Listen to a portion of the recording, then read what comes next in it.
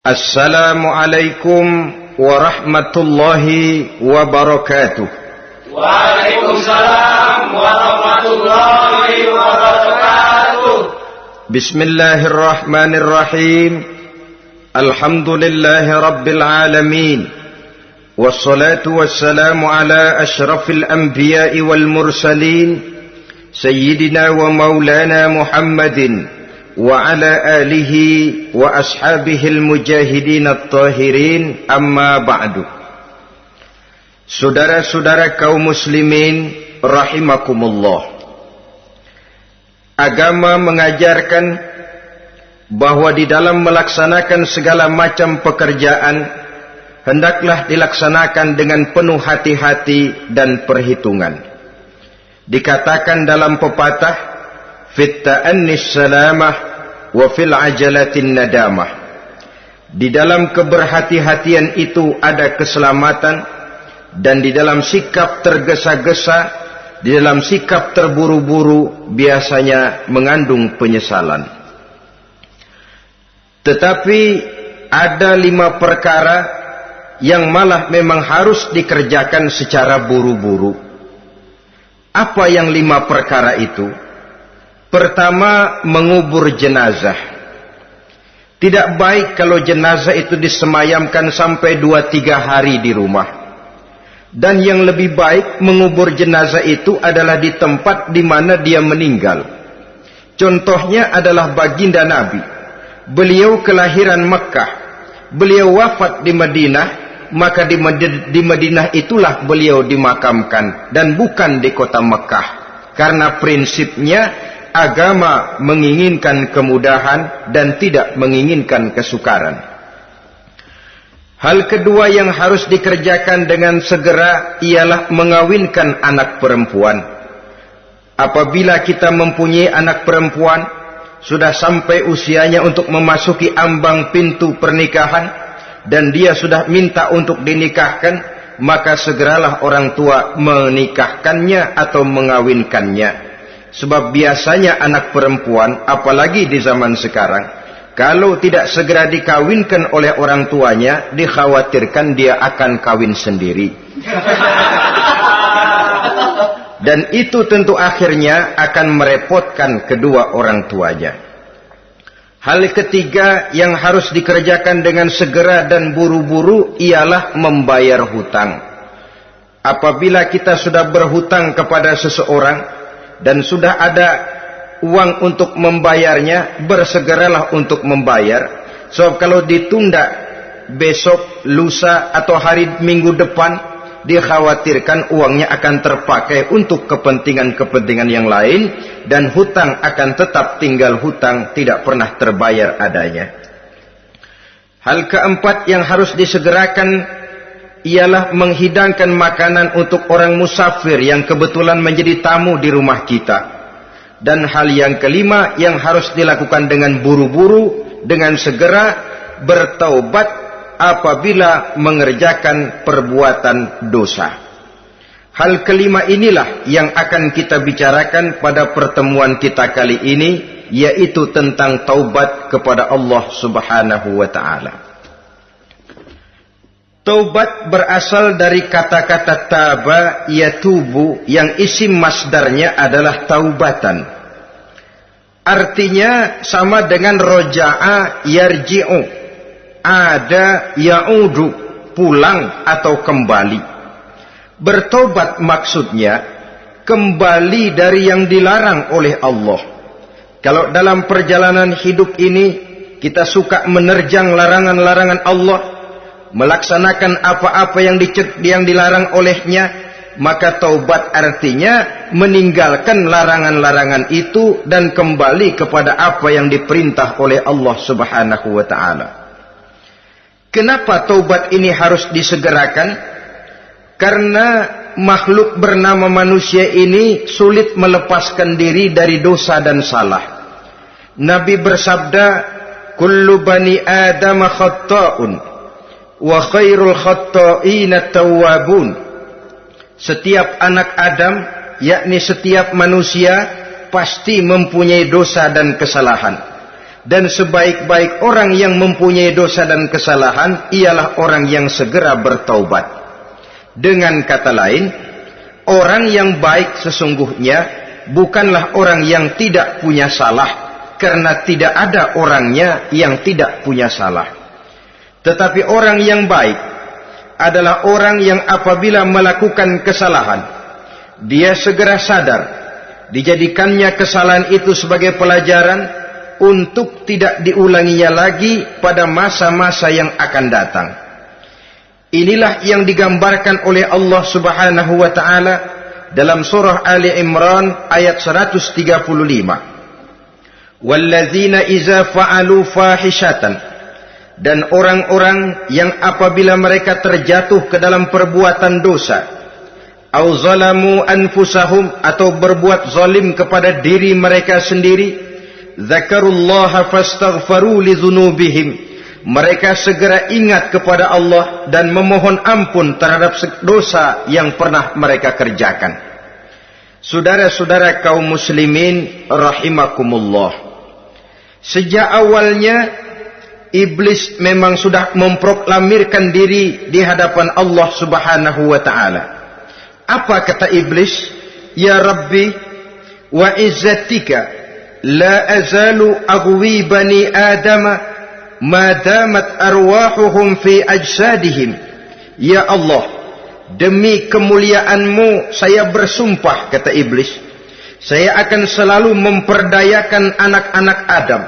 Saya akan selalu menggoda manusia selama ruh mereka masih ada di dalam jasad mereka. Jadi selama ruh masih ada di dalam jasad, selama itulah iblis akan selalu berusaha menggelincirkan manusia untuk jatuh ke tempat-tempat salah dan ke tempat-tempat dosa. Tetapi kemudian Allah juga memberikan jaminan. Allah menjawab proklamasi iblis ini, wa izzati wa jalali ya mal'un la azalu aghfiru lahum mastaghfaru. Demi kehormatanku, demi kemuliaanku, hai mal'un, hai yang terkutuk, hai iblis, kalaupun engkau selalu memperdayakan manusia, kalaupun engkau selalu menipu dan menggoda mereka sepanjang ruh mereka masih ada di dalam jasad, aku akan senantiasa memberikan ampun kepada mereka sepanjang mereka memohonkan ampun kepadaku. Inilah jaminan dari Allah Subhanahu wa ta'ala.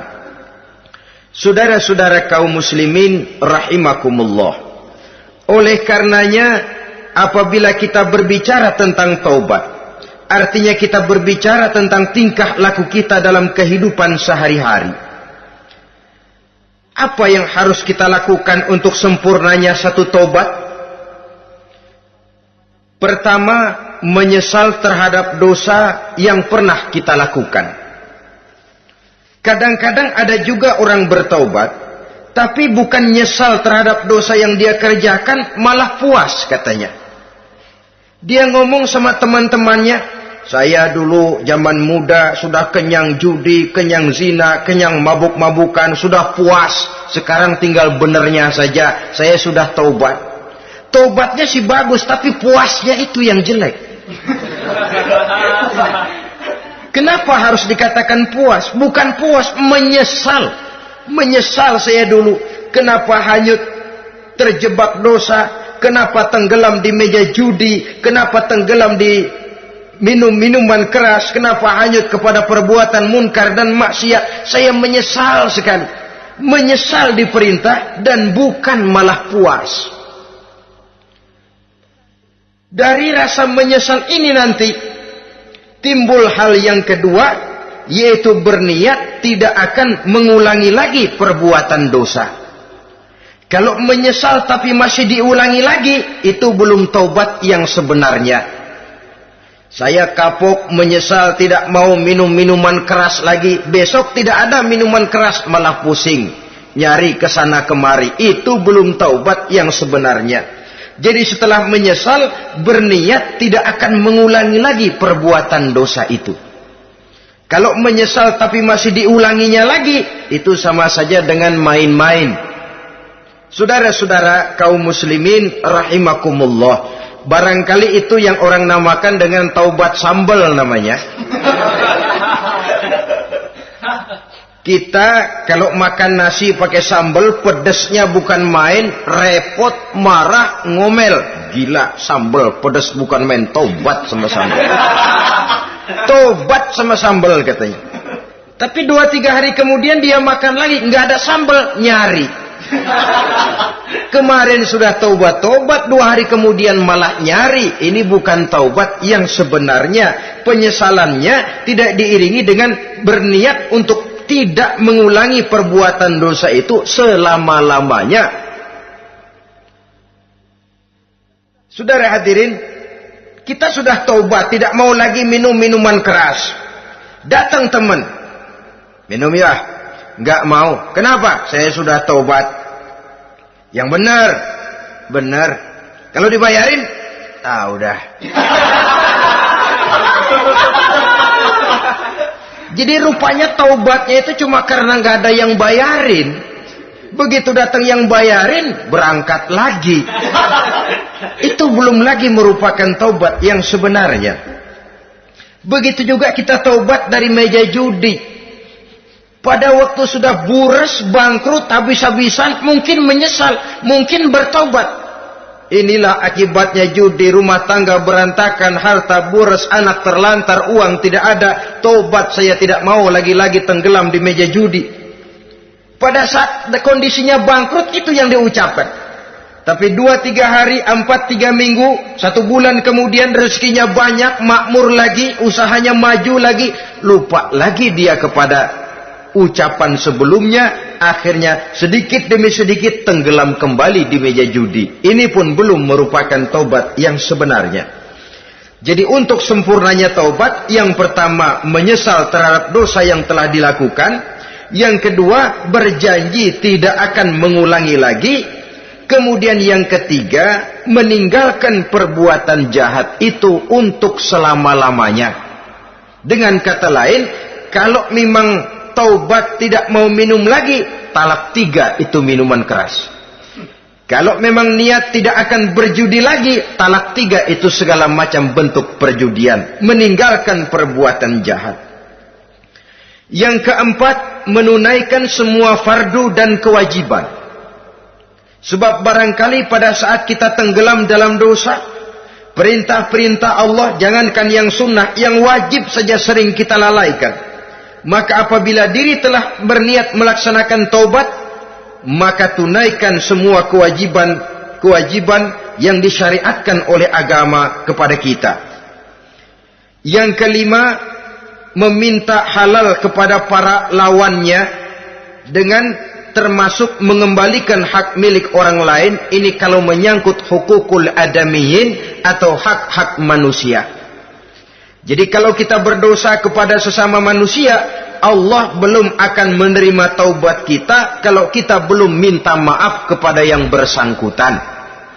Adapun kalau kita sudah minta maaf tapi yang bersangkutan tidak mau memberikan maaf, itu urusan dia kepada Allah. Urusan kita adalah meminta maaf kepada yang bersangkutan. Hal yang keenam, mendidik atau melatih diri untuk bertaat kepada Allah. Sebagaimana kita dulunya telah melatih diri, memperturutkan diri untuk berbuat durhaka. Lalu memperbaiki yang dimakan dan yang diminum. Itu juga merupakan ciri dari orang-orang yang melaksanakan taubat kepada Allah Subhanahu wa ta'ala. Kemudian apalagi memperbanyak istighfar di dalam kehidupan.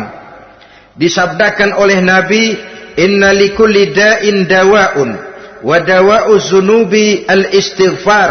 Sesungguhnya segala macam penyakit tentu ada obatnya, dan obat dari segala macam dosa adalah istighfar. Saudara-saudara kaum muslimin rahimakumullah. Jadi kalau yang terdahulu merupakan perbuatan-perbuatan konkret, maka yang terakhir ini taubat dalam bentuk ucapan berupa memperbanyak istighfar, memohonkan ampun kepada Allah Subhanahu wa ta'ala. Mari kita lihat dalam teladan hidup kita, manusia yang hatinya paling bersih, tidak lain adalah Rasulullah sallallahu alaihi wasallam. Beliau sudah mendapat jaminan ampun dari seluruh dosa. Liyaghfir lakallahu ma taqaddama min zambika wa ma ta'akhkhar, kata Allah. Muhammad, dosamu yang dahulu, dosamu yang sekarang, dosamu yang akan datang jikalau memang ada, seluruhnya sudah mendapat jaminan ampun dari Allah.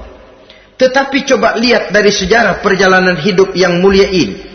Sungguh pun beliau sudah nyata-nyata mendapat jaminan ampun dari Allah.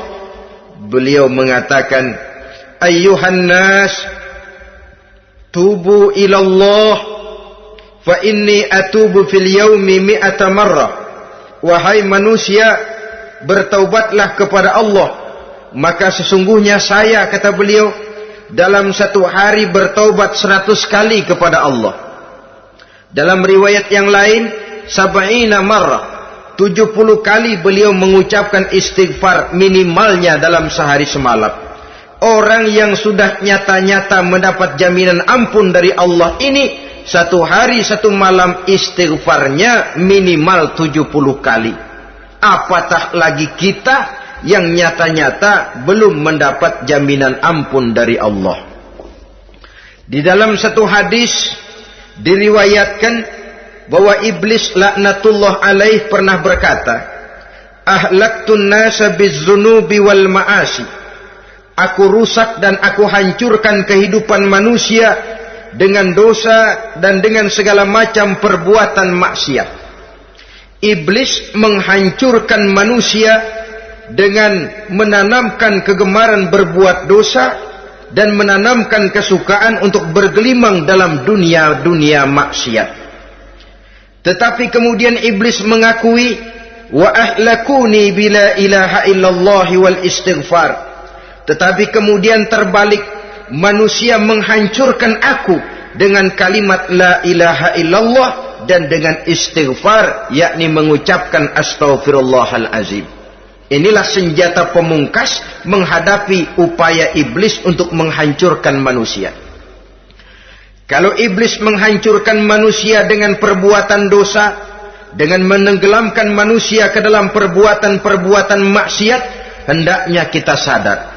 Pada saat kita terdorong untuk melakukan perbuatan dosa, kita lalu sadar inilah perangkap iblis untuk membinasakan saya. Pada saat kita terjebak ke dalam perbuatan maksiat dan munkarat, ingatlah baik-baik, inilah perangkap iblis untuk merusak dan membinasakan saya. Maka hancurkan perangkap iblis, hancurkan tipu daya dan usaha iblis itu dengan apa? Dengan kalimat la ilaha illallah dan dengan memperbanyak istighfar. Falamma ra'aitu dzalik, ketika aku lihat hal itu, kata iblis, mereka hancurkan kita dengan dosa dan maksiat, dan kita hancurkan mereka dengan la ilaha illallah dan istighfar. Diamkah iblis? Puaskah iblis? Ternyata tidak. Apabila aku lihat usaha manusia itu, ahlaktuhum bil huda, ahlaktuhum bil hawa, wahum yahsabuna annahum muhtadun. Apabila mereka hancurkan aku dengan la ilaha illallah dan istighfar, maka aku kembali menghancurkan mereka dengan mempergunakan hawa nafsu, sehingga mereka menyangka bahwa mereka adalah orang-orang yang mendapat petunjuk. Ditanamkan dalam diri kita perasaan bahwa kitalah orang yang paling benar. Itu pun tipu daya iblis. Maka orang pintar itu baik, tapi merasa pintar itu jelek. Orang benar itu bagus, tapi merasa benar itu tidak baik. Karena biasanya orang kalau sudah merasa benar, lalu cenderung untuk menganggap orang lain tidak benar. Kalau sudah begitu, dia akan mengklaim diri, sayalah orang yang paling benar, yang lain tidak benar semuanya. Itu termasuk perangkap iblis juga, setelah kita gempur mereka dengan kalimat tahlil dan dengan kalimat istighfar. Saudara-saudara kaum muslimin rahimakumullah, Allah Maha Pengasih dan Maha Penyayang. Ia akan mengampunkan perbuatan yang bersifat salah dari manusia, Hanya manusia saja yang kadang-kadang bodoh, tidak mau mengampuni dan memaafkan dirinya sendiri, dengan membiarkan dirinya terseret berlarut-larut dalam dosa tanpa keinginan untuk bertaubat.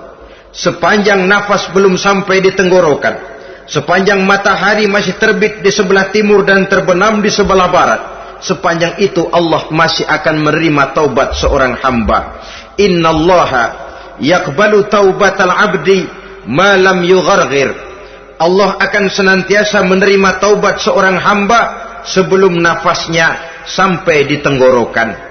Apabila nafas sudah sampai di tenggorokan, maka taubat sudah terlambat adanya.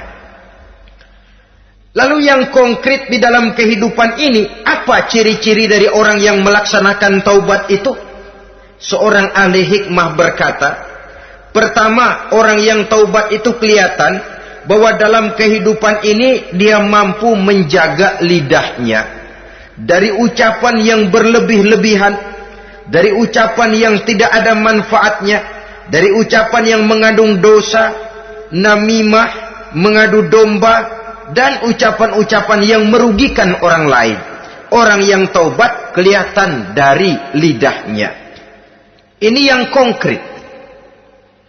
Yang kedua, orang yang taubat itu cirinya tidak ada lagi rasa dengki di hatinya. Tidak ada keinginan untuk membenci dan memusuhi orang lain. Kenapa? Dia sudah sibuk memikirkan kekurangan dirinya sendiri. Sehingga tidak ada waktu lagi untuk mengorek-ngorek, mencari-cari aib dan kekurangan pada diri orang lain. Ini makna ucapan Nabi, tuba liman syaghalahu aibuhu an uyubin nas. Beruntunglah orang yang kekurangan pada dirinya menyebabkan dia cukup sibuk sehingga tidak sempat mencari-cari dan mengorek-ngorek aib dan kekurangan orang lain. Berbeda dengan orang yang masih jauh dari sikap taubat.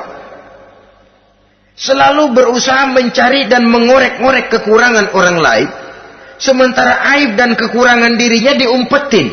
Ini namanya ilmu kancil. Orang lain disorotin, dia ngaling, ngumpet. Kerjaannya apa? Monten orang lain saja. Dia sendiri tidak mau diponten dan tidak mau memonten dirinya.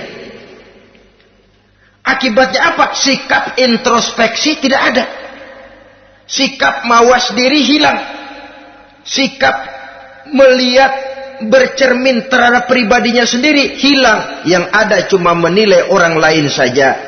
Jadi adapun orang yang sudah bertaubat ini, di hatinya tidak ada dengki. Melihat orang lain mendapat nikmat, alhamdulillah, dia ikut bersyukur. Lain dengan orang yang jauh dari taubat. Tetangganya dapat nikmat, dia meriang. Tidak senang hatinya melihat orang lain senang. Orang melarat malah tepuk tangan. Saudara hadirin yang saya muliakan, orang yang semacam ini pada hakikatnya selalu disiksa oleh perasaannya sendiri. Kalau tetangganya yang kaya, ditanya kemana dukunnya. Tapi kalau tetangganya jatuh melarat, dia tepuk tangan, gembira bukan main. Lain dengan orang yang sudah bertobat, hasud itu hilang dari dirinya. So hasud inilah yang akan memakan kebaikan yang kita kerjakan. Kata Nabi, hasud itu bisa memakan kebajikan seperti api memakan kayu bakar. Allahu Akbar. Puasa kita, zakat kita, sholat kita, habis keropos dimakan oleh sifat hasud.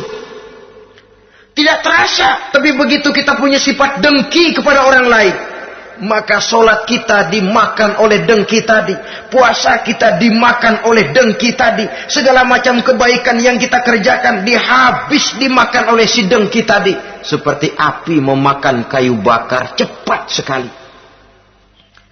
Itulah sebabnya bagaimanapun banyak kebaikan yang sudah kita kerjakan, jangan bangga dan jangan lalai. Sebaliknya, bagaimanapun besar dosa dan kesalahan yang pernah kita lakukan, jangan putus asa dari rahmatnya Allah Subhanahu wa ta'ala. Jadi yang kedua, ciri orang yang bertaubat, di hatinya tidak ada dengki dan tidak ada rasa ingin memusuhi orang lain. Dia berhadapan dengan setiap orang dengan modal husnuzon, baik sangka kepada Allah. Tidak a priori. Kadang-kadang ada orang ketemu saja baru tapi sudah punya rasa jelek. Diperturutkannya su'uzonnya. Yang ketiga, ciri orang bertaubat itu menjauhkan diri dari pergaul dengan orang-orang jahat.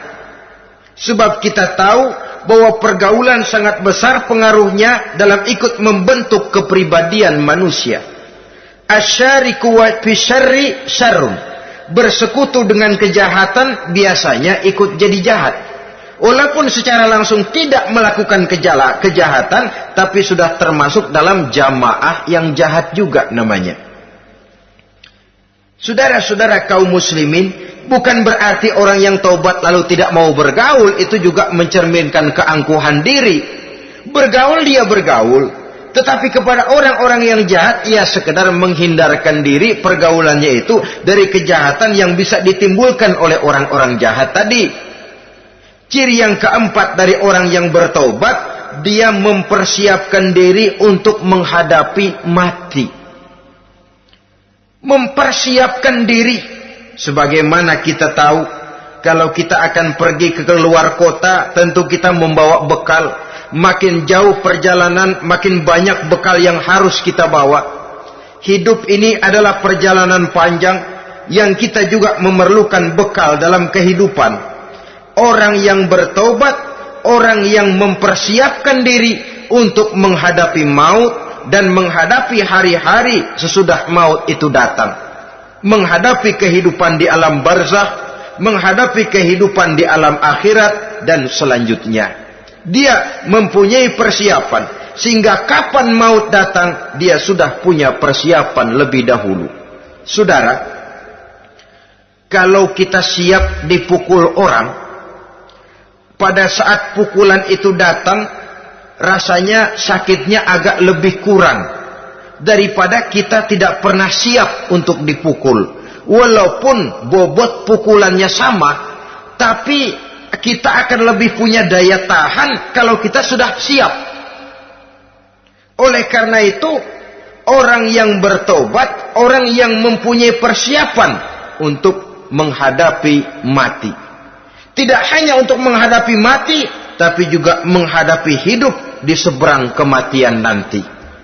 Maka karenanya dia sibuk dengan dunianya, tapi juga dia lebih sibuk dengan akhiratnya. Dia tenggelam dalam berbagai macam kesibukan dunia, lain saat dia memfanakan diri untuk membekali diri menghadapi kehidupan sesudah hidup yang sekarang ini. Ciri-ciri ini tentu akan kelihatan dari gerak hidup seseorang. Saudara-saudara kaum muslimin rahimakumullah. Jadi dengan kata lain, kalau kita kembali kepada surah Ali Imran ayat 135 tadi, apabila dalam kehidupan terjebak kita kepada perbuatan dosa atau zalim kepada diri sendiri, zakarullah, segeralah mengingat Allah, fastaghfaru li dzunubihim, dan segera memperbanyak istighfar, memohon ampun kepada Allah Subhanahu wa taala, sebab dosa dalam Islam hanya bisa ditebus dengan taubat. Bukan dengan uang, bukan dengan beras, bukan juga dengan piagam. Dosa dalam Islam hanya bisa ditebus dengan melaksanakan taubat kepada Allah. Dan untuk bertaubat tidak usah ngulur waktu. Besok saja, bulan depan saja, tahun depan saja, nanti saja kalau sudah agak sedikit tua. Ibarat diri kita ini kaca, kata Imam Ghazali, maka dosa adalah debu. Apabila kaca kena debu, sedikit nempel debu, lalu dilap, sedikit nempel debu, terus dilap lagi, insya Allah kaca akan tetap bersih. Tapi kalau kita menunggu debu sampai banyak, apalagi sampai berurat, berkarat, nanti akan sulit membersihkannya. Demikian hati manusia itu. Kalau sudah dihinggapi oleh dosa, ditumpuknya lagi, berkarat dosa dalam hati, biasanya berat untuk melaksanakan taubat. untuk lebih meningkatkan pengertian kita tentang ciri dari orang-orang yang bertaubat, mari kita ikuti sebuah dialog yang pernah terjadi antara Rasul dengan para sahabat. Satu hari ketika sedang berkumpul dengan para sahabat, baginda Rasul bertanya, "Atadruna manit taib?" Saudara-saudara, tahu enggak saudara-saudara, siapa sebenarnya orang-orang yang bertaubat itu? Macam-macamlah jawaban para sahabat, tapi yang jelas akhirnya mereka berkata, Allahu wa rasuluhu a'lam. Allah dan Rasulnya yang lebih tahu siapa sebenarnya orang yang bertaubat itu. Atas jawaban ini, baginda Rasul lalu menegaskan, pertama, man taba wa lam yata'allamil ilma falaysa bitaibin.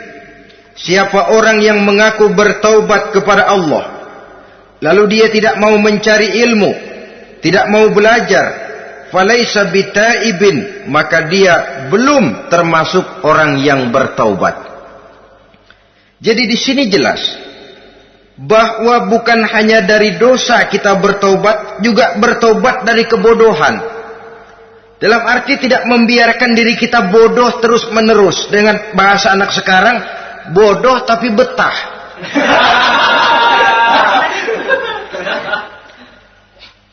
Orang yang mengaku bertaubat tapi tidak menggali ilmu, tidak mau belajar, tidak mau mencari ilmu, tidak hadir di mana majelis taklim, belum dianggap taubat yang sebenarnya. Jadi grafik orang yang taubat itu kelihatan dari kesungguhannya mencari ilmu, menghadiri majelis taklim, menghadiri kuliah-kuliah, ceramah-ceramah dan diskusi-diskusi keagamaan. Rakus dia dengan ilmu pengetahuan agama, sehingga dengan ilmunya taubatnya semakin mantap. Ini ciri yang pertama. Lalu beliau bersabda lagi, wa man taba walam yazdad fil ibadati falaysa bitaibin. Barang siapa yang mengaku bertaubat tapi ibadahnya tidak tambah-tambah, maka dia belum termasuk orang yang taubat. Orang yang bertaubat ada grafik peningkatan ibadahnya. Jadi kalau mulutnya taubat, minta ampun, tapi ibadahnya gitu-gitu aja, belum merupakan taubat yang sebenarnya. Jadi pada saat dia melaksanakan taubat, memproklamirkan diri untuk kembali ke jalan Allah, nilai ibadahnya meningkat. Kalau sholatnya tadinya cuma sekedar yang wajib-wajib saja, setelah dia taubat bertambah melaksanakan yang sunnah, rawatibnya, qobliyah, ba'diyahnya, atau kemudian nawafilnya berupa tahajud, hajat, duha, istikharah, dan solat-solat sunnah lainnya. Jadi kelihatan dari peningkatan ibadahnya. Ini ciri yang kedua. Yang ketiga kata Nabi lagi, wa man taba wa lam yardal khusama falaysa bitaibin. Barang siapa yang mengaku bertaubat kepada Allah tapi dia tidak bisa meridhoi musuh-musuhnya, maka belum lagi dia dianggap orang yang bertaubat. Meridhoi, memaafkan musuh. Saudara, memberi maaf itu lebih sulit daripada minta maaf. Tapi memberi maaf lebih mulia daripada minta maaf. Minta maaf gampang, memberi maaf yang sulit. Karena itu orang yang memberi maaf menunjukkan jiwa yang lebih luhur daripada orang yang minta maaf. Sebab apa? Posisi orang yang memberi maaf kan posisi orang yang menang. Biasanya dalam posisi menang orang gampang congkak dan sombong. Orang datang minta maaf kepada kita, lalu timbul keseganan. Iya, minta maaf sih gampang. Memberi maaf itu yang sulit, tapi itu yang sangat dianjurkan. Dan itu merupakan ciri dari orang-orang yang bertaubat. Lalu apa lagi? Wa man taba wa lam yughayyir libasahu wa zinatahu falaysa bitaibin. Barang siapa yang mengaku bertaubat tetapi pakaian dan perhiasannya tidak berubah, maka dia belum lagi dianggap bertaubat. Orang bilang pakaian memang kulit, yang penting isi. Tetapi bagaimanapun kulit mencerminkan isi. Dari pakaian kita bisa mengkaji kepribadian seseorang. Saya berpendapat bahwa pakaian penting, kulit juga penting. Kulit penting, isi penting. Kulit tanpa isi tidak ada artinya. Isi tanpa kulit juga meragukan orang. Wah, yang penting kan isinya, kulitnya gimana saja. Saya mau tanya, saudara dapat duren di jalanan, isi aja nggak ada kulitnya. Kira-kira dimakan nggak duren itu? Paling kurang akan menimbulkan keraguan. Jangan-jangan sudah dicampur racun ini. Jadi dengan demikian orang yang bertaubat ini kelihatan dari cara berpakaian, cara berhias diri, tidak over. Dia kembali kepada fungsi berpakaian. Dalam Islam kan sesungguhnya fungsi pakaian itu yang paling utama. Pertama, nutup aurat. Itu ukurannya. Yang kedua, pantas. Yang ketiga, baru soal mode. Di zaman kita sekarang terbalik. Mode nomor 1, pantas belakangan, nutup aurat apa tidak nomor 16.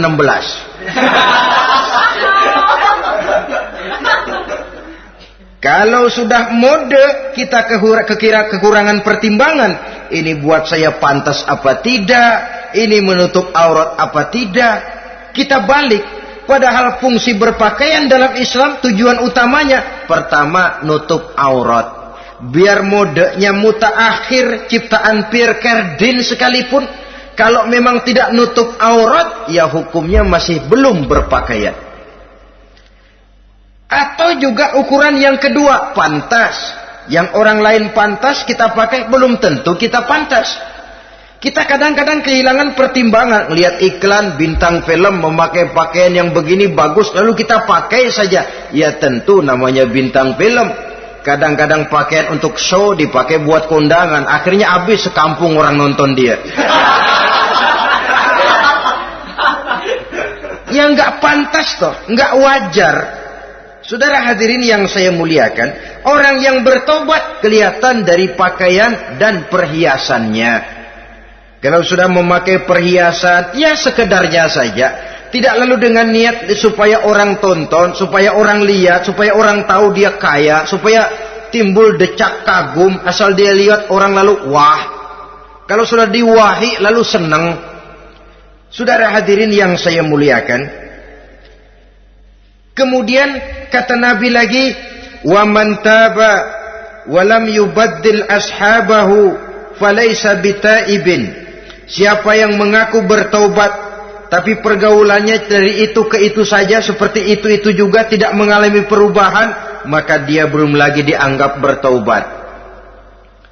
Kalau taubat kita dari judi, jangan bergaul lagi dengan penjudi.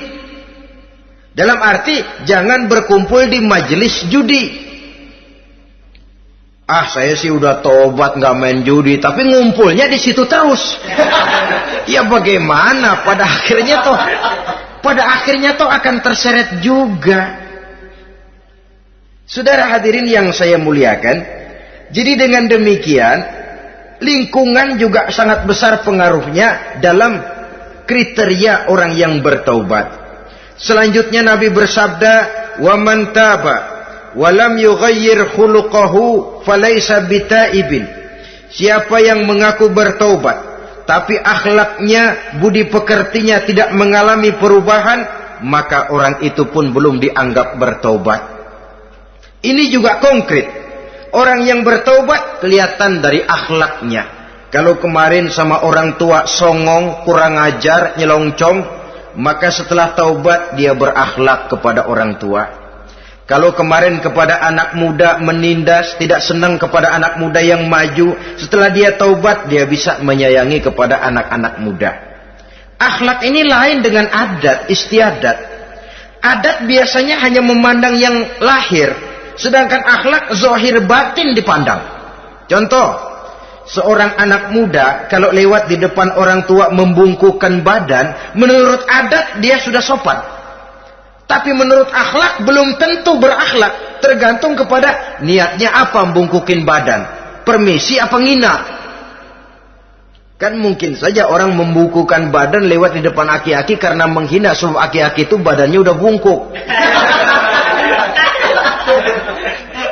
Jadi gerakan zohir yang baik yang diiringi dengan niat yang baik, itulah cerminan daripada akhlak. Kalau adat terlepas dari soal niat. Asal zohirnya sudah oke, menurut adat, oke dia beradat. Niatnya apa? Adat tidak pernah menilai. Maka orang yang bertaubat pun kelihatan dari akhlaknya. Dan akhlak itu adalah keseluruhan tingkah hidup manusia. Cara berjalan ada akhlak. Cara makan ada akhlak. Cara duduk ada akhlak. Cara tidur ada akhlak. Sehingga pantas ketika Siti Aisyah ditanya, Aisyah, Rasulullah itu akhlaknya apa sih? Beliau menjawab, karena Rasulullah khuluquhul Quran. Rasulullah itu akhlaknya Quran. Sehingga di kalangan ilmuwan lalu ada ungkapan bahwa Nabi Muhammad adalah Quran berjalan. Maksudnya seluruh konsepsi Quran sudah diterjemahkan dalam kehidupan Nabi. Maka tidak heran kalau Islam mengatur kehidupan manusia sejak yang sekecil-kecilnya sampai yang sebesar-besarnya. Cara berpakaian ada akhlaknya, kan begitu toh dalam Islam. Saudara diri di depan kaca, ngaca, ada akhlaknya, ada bacaannya. Allahumma kama hassanta khalqi fahassin khuluqi. Sampai saudara masuk ke dalam WC sekalipun ada akhlaknya. Karena akhlak adalah keseluruhan gerak hidup manusia. Orang yang bertobat kelihatan dari perubahan akhlaknya. Kemudian beliau bersabda, "Wa man taba wa lam yatwi firashahu wa bisatahu falaysa bitaibin." Siapa orang yang mengaku bertaubat tetapi dia tidak menggulung tempat tidur dan spraynya, maka dia belum dianggap bertaubat. Ini bahasa kinayah. Menggulung spray, melipat tempat tidur artinya lebih banyak ibadahnya daripada tidurnya. Kalau ngaku taubat tapi sehari 24 jam, 22 jam tidur, cuma 2 jam ibadah, ya belum mencapai kriteria itu. Dengan kata lain, orang apabila sudah memproklamirkan diri untuk taubat, menyingsingkan lengan baju, melipat spray, menggulung tempat tidur. Bukan berarti dia tidak tidur-tidur, tetapi bersiap diri untuk melaksanakan ibadah yang pada saat dia terjebak dalam dosa, sudah banyak ibadah yang ditinggalkannya. Saudara-saudara kaum muslimin rahimakumullah. Kemudian beliau bersabda pula, "Wa man taba wa lam yatasaddaq falaisa bitaibin." Barang siapa yang mengaku bertobat kemudian dia tidak menyedekahkan karunia yang diberikan Allah kepadanya, maka taubatnya belum lagi dianggap taubat yang sebenarnya. Faman istabana minal abdi hazihi al-khisal fahuwa taibun haqqa. Apabila nyata tanda-tanda ini pada diri seorang hamba, maka barulah taubatnya dinamakan taubat yang sebenarnya. Jadi untuk taubat itu ada 2 jalan yang bisa kita tempuh. Pertama, taubat dengan lisan, taubat dengan ucapan. Dalam artian apa? Memperbanyak istighfar. Istighfar yang mana? Yang mana yang mungkin saja. Kalau waktunya sempit, ya istighfar yang pendek-pendek. Astaghfirullah, astaghfirullah, astaghfirullah. Mau yang lebih panjang, astaghfirullahalazim allazi la ilaha illa huwal hayyul qayyum wa atubu ilaih min jami'il ma'asi waz zunub la haula wala quwwata illa billahil aliyyil azim. Ada waktu yang lebih panjang lagi membaca sayyidul istighfar. Tiap kali berbuat jahat, tiap kali diiringi dengan istighfar. Nah, ini yang bisa runtuh dengan istighfar ini dosa apa? Dosa yang ringan, dosa yang biasanya dilakukan oleh panca indera kita. Mata ini dosa mata, insya Allah bisa runtuh dengan istighfar. Ngelihat yang haram, cepat nunduk, astagfirullah. Habis nunduk, jangan ngeliatin lagi. Kadang-kadang ngelihat nunduk, istighfar, melotot lagi, istighfar lagi.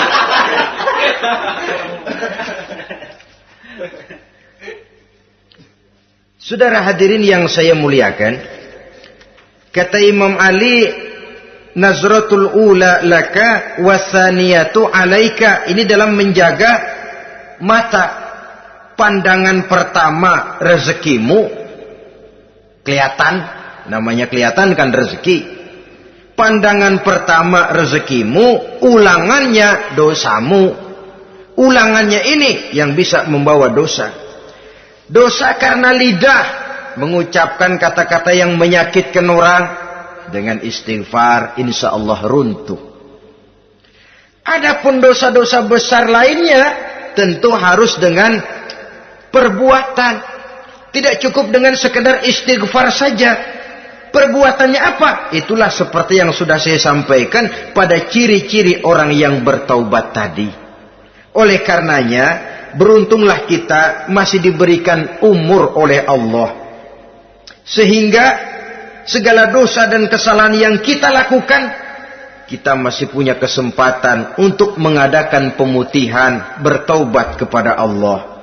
Nah, apa kemudahan yang diberikan Allah kepada orang yang melazimkan istighfar di dalam hidupnya? Pertama, kata Nabi, man lazimal istighfar, siapa orang yang melazimkan, membiasakan diri istighfar, diberikan keistimewaan oleh Allah. Pertama, ja'alallahu lahu min kulli dhiqin makhraja. Allah akan memberikan jalan keluar untuknya dari segala macam kesulitan. Hidup ini kan problem. Makin tinggi status sosial, makin banyak urusan. Urusan akan selesai apabila hidup di dunia selesai. Kita menyangka orang lain lebih enak dari kita, padahal tiap orang punya urusan. Yang namanya enak barangkali persis seperti pelangi biang lala itu. Tidak pernah di atas kepala kita, di atas kepala orang lain saja. Begitu kita memandang keenakan dalam hidup ini. Petani bilang pedagang enak, pedagang bilang petani enak. Tapi begitulah keenakan itu. Orang yang melazimkan istighfar, dia akan diberikan jalan keluar dari segala macam kesulitan. Menurut perhitungan otak, didlek, buntu, tidak sanggup lagi, entah bisa terwujud dan terlaksana. Allah memberikan jalan keluar dari segala kesulitan. Saudara, kalau Allah sudah memberikan jalan keluar dari kesulitan, siapa lagi yang bisa bikin sulit kita? Kalau Allah yang memberikan jalan keluar, everything is running well, katanya. Semua urusan bisa jalan dengan lancar. Tapi tanpa istighfar, jauh kita dari Allah. Jalan yang sudah lapang pun bisa jadi sempit. Urusan yang sudah nyata akan selesai pun bisa jadi injelimet. Dan jalan yang tadinya tidak berliku-liku pun bisa berliku-liku. Ini faktor yang di luar perhitungan matematis. Kita tidak mampu, Allah maha mampu. Menurut akal kita tidak mungkin. Kalau Allah mau, tidak ada yang tidak mungkin. Saudara-saudara, ini fasilitas pertama. Orang yang gemar istighfar diberikan jalan keluar dari segala macam kesulitan. Yang kedua, wa min kulli hammin faraja, diberikan kegembiraan dari setiap kesusahan yang dihadapinya. Ada saja faktor-faktor yang mendatangkan kegembiraan, yang mendatangkan refreshing di dalam kehidupannya, sehingga dia tidak lalu merasa jalannya buntu, tidak merasa kesulitannya tidak pernah terselesaikan. Dan yang ketiga, fasilitas yang diberikan Allah kepada orang yang gemar istighfar, wa razaqahu min haitsu la yahtasib. Allah akan memberikan kepada mereka rizki dari jalan yang tidak pernah mereka sangka-sangka. dari jalan yang tidak pernah mereka perkirakan sebelumnya. Saudara-saudara kaum muslimin rahimakumullah. Inilah fasilitas ketiga yang diberikan Allah kepada orang yang gemar istighfar. Rizkinya datang dari jalan yang tidak disangka-sangka. Sebab rizki ini juga termasuk hal gaib. Dan jangan lupa, ar-rizku bimakna al-ata hissiyan kana au ma'nawiyan. Rizki adalah pemberian baik yang konkret maupun yang abstrak. Kita sering membatasi pengertian rezeki, maka rezeki kita jadi sering terbatas. Menurut kita kan yang namanya rezeki cuma duit saja. Kalau bukan duit bukan rezeki. Padahal semua karunia Allah itu rezeki. Umur rezeki, istri rezeki, anak rezeki, pangkat dan jabatan rezeki, termasuk duit juga rezeki. Tapi dalam kebiasaan kita rezeki cuma duit. Begitu duit seret kita anggap rezeki macet. Maka akhirnya kita tidak bersyukur kepada Allah. Padahal mungkin di sektor duit macet, tapi rezeki dari segi lain, ilmu barangkali tambah, wibawa naik, pangkat naik, anak tambah, itu juga merupakan rezeki. Saudara-saudara kaum muslimin rahimakumullah, orang yang gemar istighfar ini diberikan rezeki dari jalan yang tidak disangka-sangkanya, dibukakan perbendaharaan Allah untuknya, sehingga rezekinya datang dari cara yang tidak disangka-sangka. Allah Maha Kaya. Kalau dia mau, la mani'a lima a'taita wa la mu'tiya lima mana'ta. Tidak satu kekuatan pun yang mampu mencegah apa yang hendak diberikan Allah, dan tidak satu kekuatan pun yang sanggup memberikan apa yang dicegah oleh Allah Subhanahu wa taala. Ini keistimewaan yang diberikan Allah kepada mereka yang gemar beristighfar di dalam kehidupan ini. Jangan lagi berpikir, gua sih nggak punya dosa, istighfar amat. Sombong, saudara-saudara. Manusia itu lebih baik merasa banyak dosa daripada merasa tidak punya dosa.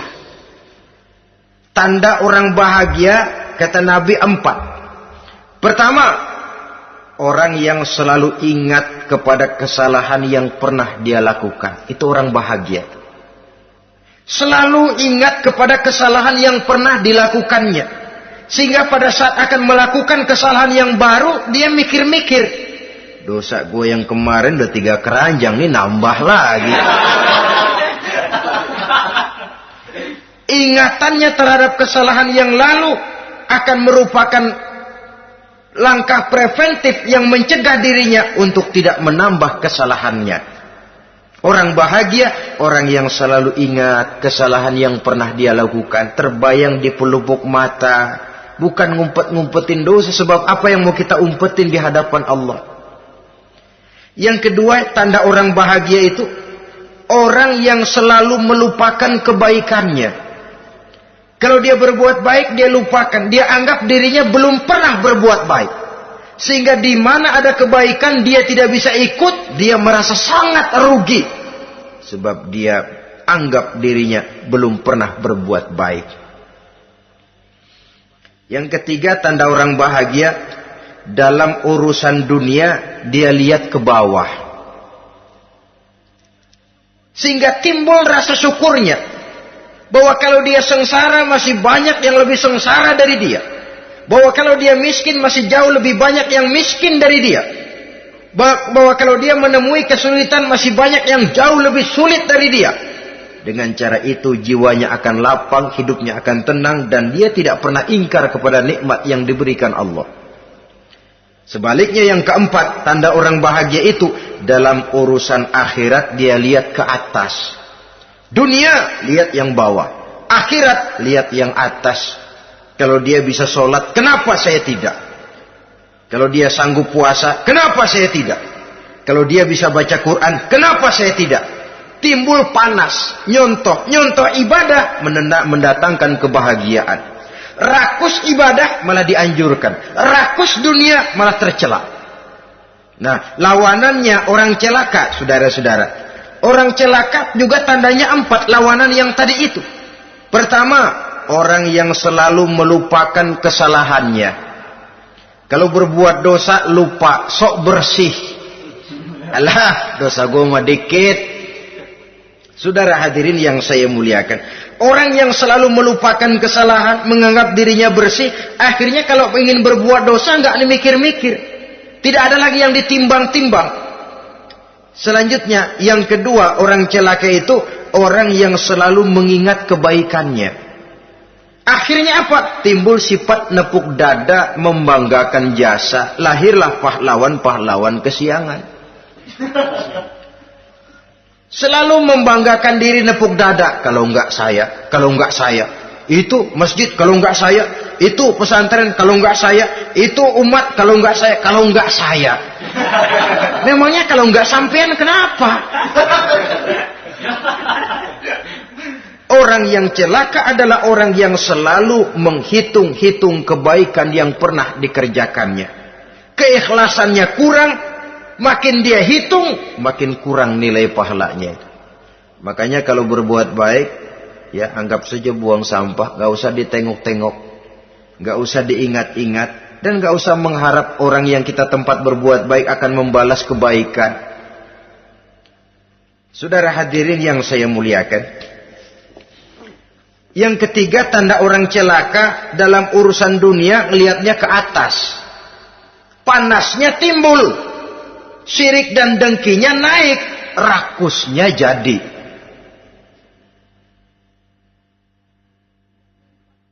Timbul sifat panasnya itu, tidak mau ngerti. Kalau tetangga saya bisa beli kulkas, kenapa saya tidak? Kalau tetangga saya bisa beli motor, kenapa saya tidak? Kalau tetangga saya bisa beli mobil, kenapa saya tidak? Gaji nggak cukup, tuyul piara.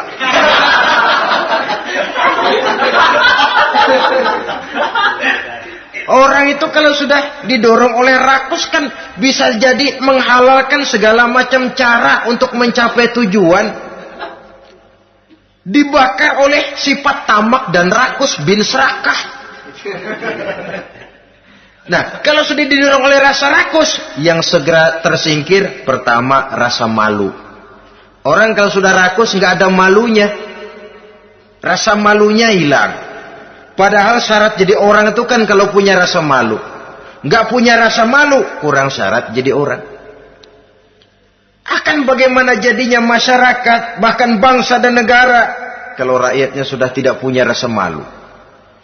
Yang kedua rasa takut hilang, terutama takut kepada Allah. Sirna sama sekali. Sudah tujuan menghalalkan cara. Yang keempat tanda orang celaka, dalam urusan akhirat lihatnya malah ke bawah. Kenapa kamu enggak sholat? Itu bapak anu yang tuaan. Enggak, saya enggak lagi. Kenapa ngelihatnya mesti kepada yang begitu? Sehingga lalu tidak ada gairah untuk mencontoh. Saudara-saudara kaum muslimin rahimakumullah, walaupun serba singkat oleh karena terbatasnya ruang pembicaraan ini, mudah-mudahan bisa memberikan gambaran sepintas tentang ciri-ciri orang yang bertaubat. Dengan harapan, marilah kita menjadi orang yang bertaubat sebenarnya, dengan ciri menyesal terhadap dosa yang pernah kita lakukan, meninggalkan perbuatan jahat, dan berjanji tidak akan mengulangi lagi perbuatan jahat itu. Kalau dia menyangkut hak-hak manusia, maka hak itu harus kita kembalikan, dan kepada yang bersangkutan kita harus meminta maaf. Apabila ditambah dengan kegiatan lisan, memperbanyak istighfar dalam kesempatan yang mungkin di sepanjang perjalanan hidup ini. Ini sajalah yang kita bicarakan pada pertemuan kali ini. Terima kasih atas segala perhatian. Mohon maaf atas segala kekurangan. Usikum wa nafsi bitaqwallah. Wassalamualaikum warahmatullahi wabarakatuh. Waalaikumsalam warahmatullahi